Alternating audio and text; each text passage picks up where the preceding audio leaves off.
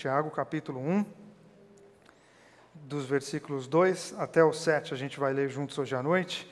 O texto vai ser projetado aqui na tela atrás de mim, se você estiver sem Bíblia, tá bom? Diz assim a palavra de Deus. Amigos, quando lutas e aflições os atingirem em cheio, saibam que isso é um presente especial. Vocês verão como a fé será fortalecida e como terão forças para continuar até o fim. Por isso, não desistam facilmente. Essa perseverança os ajudará a amadurecer e a desenvolver plenamente o caráter de vocês. Se vocês não souberem lidar com a situação por falta de sabedoria, orem ao Pai. É com muita alegria que Ele os ajudará. Vocês serão atendidos e não serão ignorados quando pedirem ajuda. Hoje eu quero meditar com vocês sobre o fato de que na vida de todos nós, isso não faz de você uma pessoa excluída ou eleita, excluída da vida ou eleita para sofrer, mas do fato de que na vida a gente não pode escolher as nossas situações, ou pelo menos não podemos escolher todas. Mas nós podemos, em todas as situações, escolher o nosso comportamento. Ou usando o tema do nosso mês, eu não posso escolher todas as minhas travessias. Eu não posso. Como que eu não posso? Porque às vezes chega a vida e coloca uma demanda para mim e eu tenho que enfrentar, eu tenho que atravessar. Mas em todas as travessias, tanto as que eu gosto como as que eu não gosto, eu posso e devo definir como eu vou atravessar. Ou seja, em tudo nós temos um poder, que não é de decidir todas as minhas situações, mas como que eu vou enfrentar todas as situações que a vida apresenta para mim. Porque, vamos falar a verdade, problema não pede licença. Problema arromba a porta, entra, senta na sala e você fala para ele, sai, não sai. Teimoso, insistente, ele fica lá. E a gente tem que vir e mexe na vida lidar com esses problemas insistentes, mal educados, que ficam às vezes no centro da nossa vida, roubando a nossa energia, roubando a nossa vida. E a gente precisa olhar para isso, e mesmo diante daquela insatisfação enorme de falar, eu não queria viver isso. Eu sei que você não queria, eu também não queria viver um monte de coisa que eu vivo. Mas a vida não faz essa pergunta para a gente, você quer ou você não quer, você gosta ou você não gosta, está do seu agrado ou não. Chega a situação, se apresenta e a gente tem que responder a ela. A gente tem que se posicionar diante dela. Então eu não escolho situações, mas eu sempre preciso, na verdade, escolher comportamentos. Por exemplo, você não escolhe o desemprego. Ou, pelo menos, imagino que não, né? Com um mínimo de sanidade mental assim, a gente não escolhe o desemprego. Mas ele chega na nossa casa. Ele entra, senta na sala e diz, agora você é um desempregado. Você não escolhe o câncer. Você não escolhe a doença. Ela foi revelada no exame, de repente você vai ter que lidar com isso. A questão que você escolhe é como que você vai atravessar esse período da sua vida. Então, travessias são muitas. Algumas eu quero, eu escolho, eu falo, não, eu vou entrar nessa travessia. Outras, a vida que me coloca e diz, agora atravessa. E a decisão, a postura, o comportamento com o qual eu vou atravessar é meu. E a consequência disso também. E aí está uma coisa muito bonita. Dependendo da maneira como eu atravesso, eu posso sair do outro lado dessa travessia uma pessoa mais bonita, mais preparada, e às vezes com feridas, mas muito mais feliz pelo fato de estar vivo.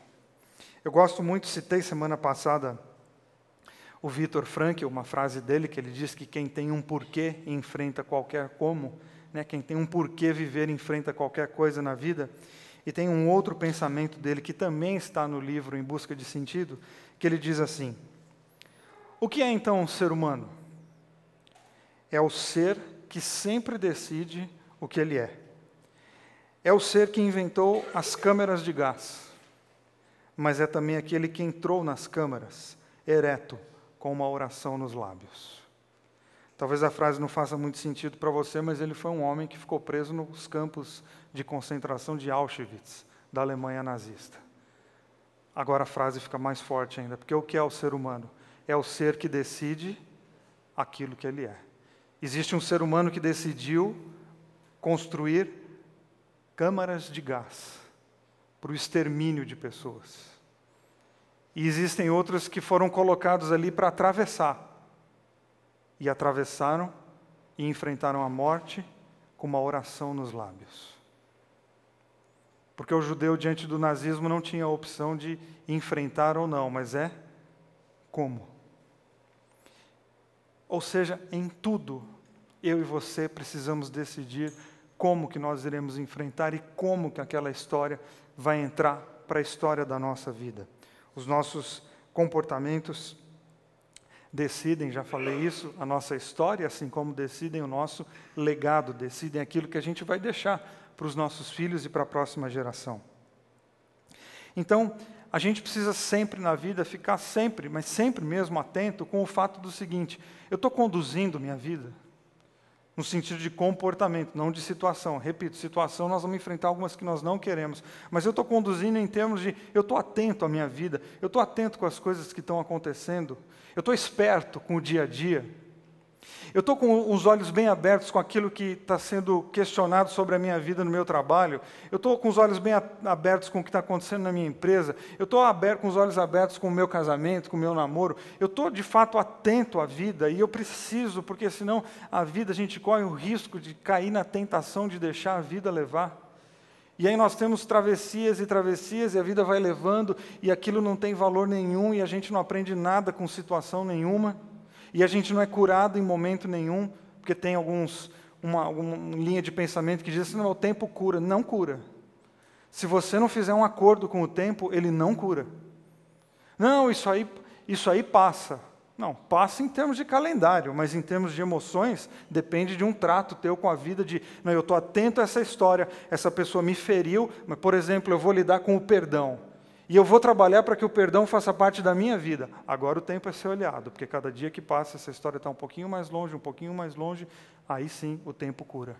Mas deixar a vida à deriva, não, o tempo não é seu aliado, simplesmente, com o passar do tempo, a única coisa que a gente fica é velho mesmo, tá? A gente precisa ficar esperto para o tempo ser nosso aliado, para a gente usar do tempo para a gente crescer. Tem um pensamento da Jerusa no livro dela, Diga Sim à Vida, que é muito bonito, diz assim: não deixe a vida te levar, leve-a, direcione-a, envergue-se de vez em quando, se necessário, assim como o carvalho que se curva nos ventos fortes para não se quebrar. Drible os problemas, enfrente-os, e saia lá na frente mais forte, navegando nos mares mais calmos, quando os turbulentos passarem, lembrando-se sempre que a tempestade pode durar uma noite, mas a bonança, dependendo do seu navegar, pode chegar pela manhã, e você estará são e salvo emocionalmente também. Então nós temos que enfrentar, nós temos que driblar, nós temos que remar, e a gente só consegue saber para onde que nós vamos remar, ou se usar o vento a nosso favor, exatamente se a gente estiver atento às circunstâncias que a vida está apresentando a todos nós. Para a gente não cair na tentação infantil da criança que está com vergonha, e quando ela está com vergonha, o que ela faz? Ela tampa o olhinho, porque a criança parte do princípio que se ela não está vendo, está bom. Se ela não está vendo, ninguém está vendo. E a gente faz isso às vezes com a nossa vida. Fechar o olho para o problema, porque aí, sei lá, se eu não estou vendo ele, de repente ele não está me vendo. Tá e está crescendo. Porque deixar de problema de lado é dar oportunidade para ele se agigantar. E a gente não pode nem fingir que o problema não existe, assim como a gente não pode deixar a nossa vida à deriva. Não, eu tenho que direcionar, eu tenho que pensar. Existe um trabalho que precisa ser feito. E às vezes a gente gostaria de ter pílula para tudo, né? Para resolver nosso problema emocional, para resolver nosso problema financeiro, para resolver nosso problema conjugal, para resolver nosso problema com os filhos. A gente queria, mas boa parte das nossas questões da vida não dizem respeito às coisas do lado de fora, dizem respeito às coisas do lado de dentro. Então, Tiago escreve uma proposta para a gente, mais uma vez, que é um caminho de fé. Ele fala sobre a tribulação, fala sobre o problema, ele fala sobre as lutas da vida e fala que existe uma proposta de fé. Existe um jeito cristão de você fazer a sua travessia. E eu gosto sempre de usar a proposta porque você pode recusar. É proposta porque diante de uma proposta você pode dizer sim ou não. Não, não quero. E Tiago faz para nós, na sua carta, diversas propostas, em diversas áreas da vida. Maneiras para a gente fazer a travessia. A questão é se nós vamos topar ou não. E eu quero pensar então com você, a partir desse versículo, em mais algumas delas. E a primeira é você cuidar muito dos seus comportamentos para que você não seja vítima deles. Você é livre para escolher e viver a vida do jeito que você achar melhor. Desde que esteja muito claro no teu coração que não existe decisão neutra. Você sempre vai lidar com a consequência de alguma coisa. Sempre. E Tiago está fazendo uma proposta, mas assim como Jesus, ele joga muito limpo na proposta. E é isso que eu gosto. Porque ele diz assim: quando as lutas te atingirem em cheio. É sincero demais até, não é não? E você percebeu que não é se, né? É o quê? É quando. Então não é se. Do tipo, de repente, se você enfrentar... Não, não é condicional, é temporal.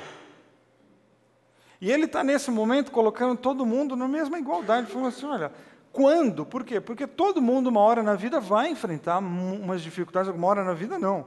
Em muitas horas, em muitos períodos da vida, a gente vai enfrentar. Então, não é se, é quando. E é quando por quê? É quando porque nós estamos vivos. É quando porque nós estamos aqui. É quando porque nós estamos respirando. É quando porque nós estamos lutando. É quando porque nós estamos tentando. Isso tem muita conexão com Jesus falando, olha, tenha bom ânimo. Por quê? Porque você vai enfrentar um monte de perrengue na vida. Então são dois textos, um de Jesus e o outro de Tiago, muito semelhantes, para dizer o seguinte: não se condene, porque o fato de você estar lutando é exatamente porque você está vivo. É exatamente porque teu coração está pulsando, está bombeando sangue, você está respirando, e você está pensando, e você está questionando, e isso faz parte da nossa condição humana, lidar com uma série de problemas, óbvio que alguns maiores, outros menores, mas a gente está sempre lidando com alguma coisa. Então, a gente gostaria, talvez, e a gente já sonhou com uma fé que nos blindasse, que colocasse uma doma ao redor da nossa vida e, de repente, nenhum problema vai bater na nossa porta. E talvez, inclusive, você iniciou uma caminhada com Deus a partir de um convite desse, inclusive. Não, vem que a parada toda vai ser resolvida. E aí, de repente, você vem, você entra numa caminhada cristã e, de repente, você descobre que o teu pneu continua furando igual. Que você começou a ficar resfriado na época do inverno igualzinho antes. Porque a fé cristã não vem para resolver problema, a fé cristã vem para te dar um novo coração, para você enfrentar teus problemas. A fé cristã não fica mudando as circunstâncias da vida, porque as circunstâncias da vida não se converteram à minha fé. Quem se converteu à fé cristã foi meu coração. Ou seja, o que muda é a situação? Não, o que muda é a minha maneira de lidar com ela. O que muda é o quê? É a travessia? Não, é o atravessador. O problema está ali. Um monte de gente está atravessando. A questão é como que as pessoas estão atravessando. E a fé cristã vem para dizer, você pode atravessar com um coração diferente. Você pode atravessar sob outra perspectiva, inclusive sem a perspectiva do abandono de Deus, sem a perspectiva da culpa, sem a perspectiva de que você fez algo errado, mas sob a perspectiva de que eu estou vivo. E que porque eu estou vivo eu vou lutar, e ao lutar eu estou inclusive atravessando e dizendo, Senhor, muito obrigado pela vida. Então, eu falo muito sobre isso exatamente para ajudar pessoas a tirar, inclusive, da cabeça que problema na vida é método pedagógico de Deus para ensinar lição. Eu sou totalmente avesso a essa teologia. Porque a lógica é mais ou menos assim, nós estamos felizes, então Deus fala assim, então eu vou dar um probleminha só para você ficar esperto. Deus não pode ver gente feliz que ele fura pneu, cai cabelo... Deus não pode ver o pessoal feliz.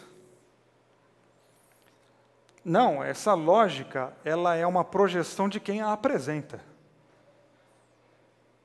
Deus vai te pegar, Deus está te dizendo, não, essa pessoa está falando dela, não está falando de Deus. Está falando de um Deus que está dentro dela. Está falando de um mal-humorado que mora dentro dela. Está falando de um desajustado, de um Deus vingativo com D minúsculo que mora dentro dela. Está falando dele mesmo, que se ele fosse Deus, ele ia tratar as pessoas assim. Que bom que não é. Não, a gente tem que colocar Deus como o nosso grande aliado na travessia. É como aquele que está torcendo por nós, que está soprando vida no nosso coração. É como aquele que aparece de maneiras inesperadas, em lugares inusitados, simplesmente para dizer, continue, porque a tua vida é especial demais. Porque a vida paralisa o nosso coração. E se a gente não tiver com o coração devidamente guardado no Senhor, essas ideias tão terríveis que a religião maior da maioria está tão acostumada e ela funciona dessa maneira, no medo e na culpa, é um monte de gente que está fazendo a travessia e não basta só a dificuldade da luta em si, ainda tem culpa, ainda tem medo de Deus, ainda tem um monte de coisas, e fala assim, cara, como é que essa pessoa consegue? Fica difícil encaixar aquele Jesus que diz, vinde a mim, você que está cansado e sobrecarregado, porque eu quero te dar alívio. Não, ele não está dando alívio, ele está dando mais peso ainda. Não, o nosso compromisso aqui na Bethesda é com o Jesus que é revelado lá, com Deus que é revelado na parábola do filho pródigo na boca de Jesus.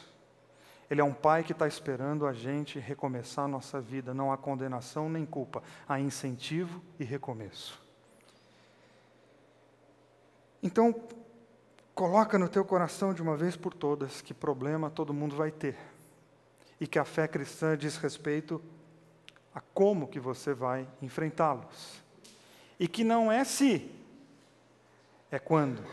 Porque todos nós estamos suscetíveis a tudo aquilo que tem na pista do viver. Então, períodos divinos, períodos difíceis não querem dizer que é um período de abandono divino.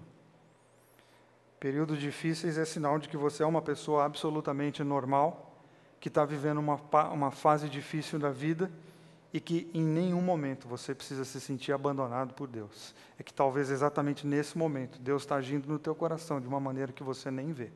E talvez lá no final dessa travessia, você vai olhar para trás e vai poder dizer, Deus estava lá e eu nem percebi. Mas aí tem gente que pode falar assim, não, o Salmo 30 diz que o choro pode durar uma noite, mas a alegria vem pela manhã, e a gente fica pegando esses versículos de uma forma literal, como se fosse a noite de agora e amanhã nós estamos rindo. A Bíblia fala de metáforas e através de uma poesia fala, é isso mesmo.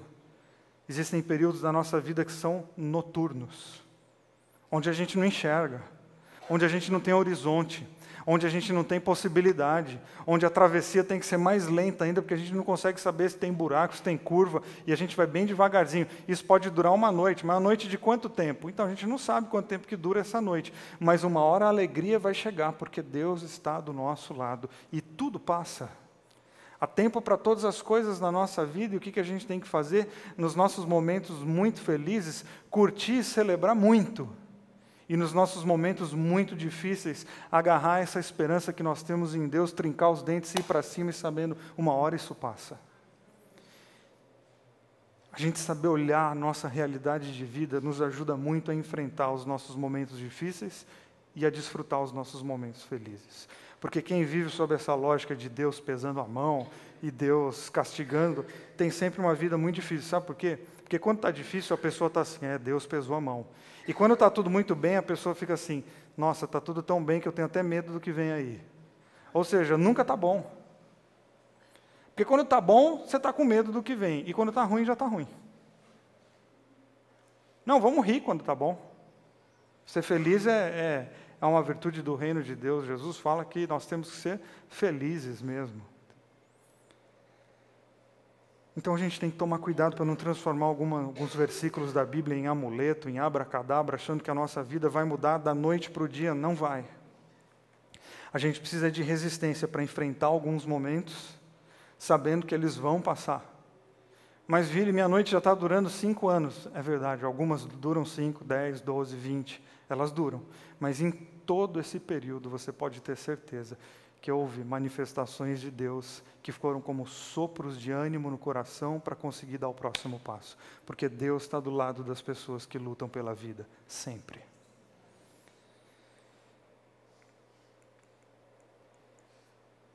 Então, ser fiel a Deus não é viver sem problema. Ser fiel a Deus é não perder a sensibilidade e o encanto com a vida.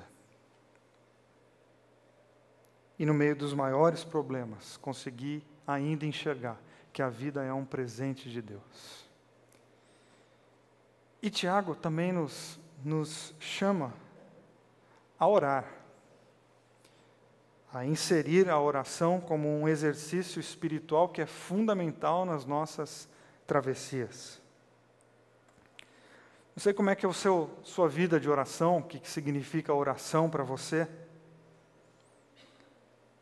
Mas orar não é um monte de coisa que a gente fala de uma maneira bonita para Deus.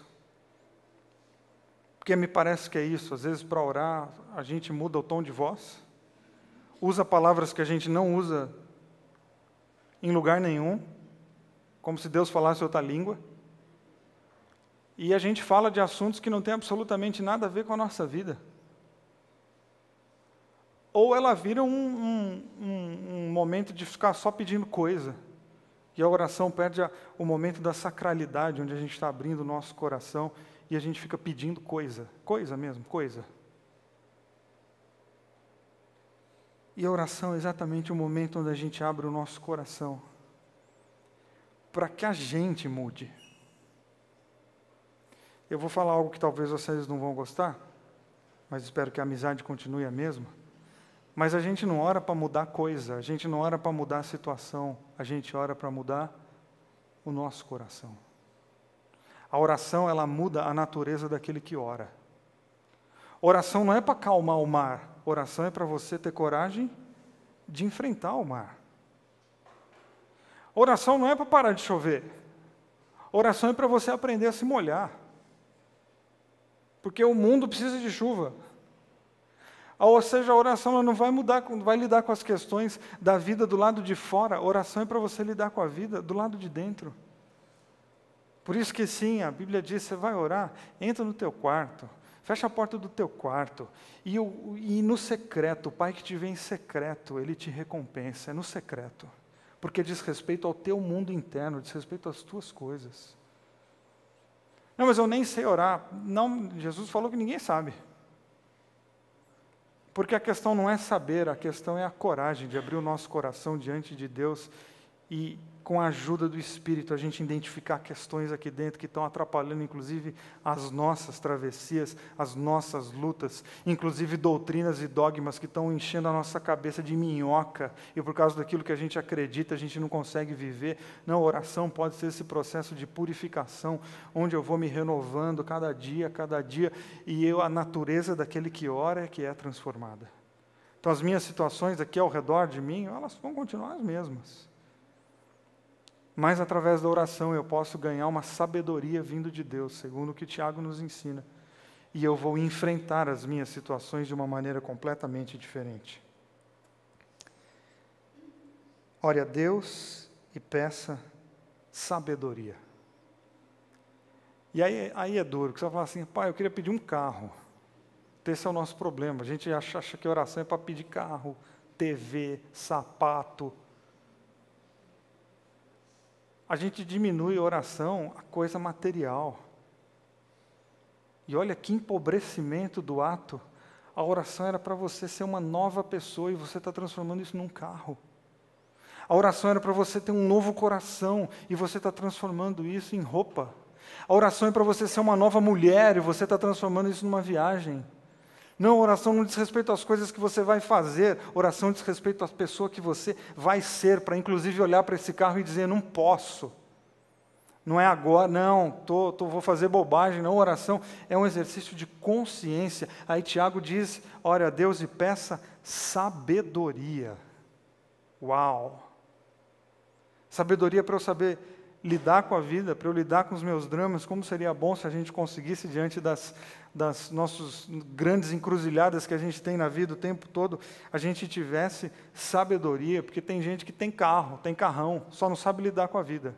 Inclusive o carro se torna um problema, porque briga com todo mundo no trânsito o dia inteiro. E Tiago está dizendo, não, quando as situações baterem na porta da tua casa, porque elas vão bater, Aproveite para você se fortalecer e, através disso, se tornar uma nova pessoa. E como que eu faço isso? Pedindo a Deus sabedoria para você perceber quais são as lições que estão escondidas nas tuas lutas. Porque algumas lições a gente só aprende enquanto a gente luta. Ah, então você está dizendo que problema é bom? Não, eu estou dizendo que problema é inevitável. Faça com que ele seja bom. Porque tudo na vida que é inevitável, eu tenho que tirar dali algum proveito. Tudo na vida que eu não tenho como evitar, eu tenho que enfrentar e, bom, que isso aqui traga para mim algum tipo de crescimento, algum tipo de transformação. E sabedoria, um dos itens que a gente pode pensar da sabedoria, é exatamente a gente se livrar totalmente da obrigação de ter uma vida perfeita. Porque esse negócio de vida perfeitinha só oprime as pessoas e ninguém jamais vai conseguir isso. A sabedoria vai nos colocar diante da alegria de viver sucessos e vai nos dar resistência para a gente enfrentar os nossos fracassos. Porque o sucesso e o fracasso são realidades na vida de todos nós. E nós precisamos de sabedoria para enfrentar as duas coisas. A gente precisa de sabedoria no sucesso, sabe para quê? Para a gente não virar soberbo. Porque o sucesso pode transformar você numa pessoa soberba. E diante do fracasso eu preciso de sabedoria para não me tornar uma pessoa covarde, porque o fracasso pode me acovardar diante dos dramas da vida. E a sabedoria vem para dizer assim, eu vivo sucessos e vivo fracassos, e em todas essas coisas eu sei que Deus é por mim, e eu posso atravessar todas elas e no final ter uma pessoa mais preparada, mais bonita e um pouco mais parecida com Jesus. Essa é a sabedoria que Deus quer dar para mim e para você. Ou seja, quantas travessias que nós temos pela frente. Eu espero ter muitas, porque as minhas travessias só se encerrarão no dia que eu morrer. Então eu quero atravessar muita coisa na vida. Terão coisas bem difíceis? Terão não, já tenho, já estou. Já estou hoje atravessando coisas que eu não gostaria. Mas a vida não me perguntou, escuta, você quer? Nossa, gostei tanto da sua pregação quinta passada. Não, a vida não me pergunta isso. Vem e diz, está aqui, rema. Aí eu posso ficar lá parado no meio do mar, rodando igual um peão, sem saber para onde eu estou indo. Ou eu posso colocar um destino. E remar firmemente rumo a ele.